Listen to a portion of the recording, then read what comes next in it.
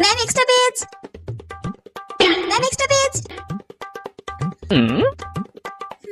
Ma'am extra page.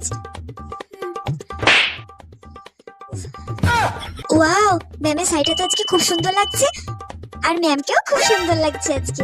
ম্যামকে জিজ্ঞাসা করবো কোথা থেকে নিয়েছে, তাহলে আমি একটা নিতে পারতাম। কি সুন্দর শাড়িটা। এই তোরা সব কি লিখছিস বলতো তখন থেকে, এখনো লিখে শেষ করতে পারলি না?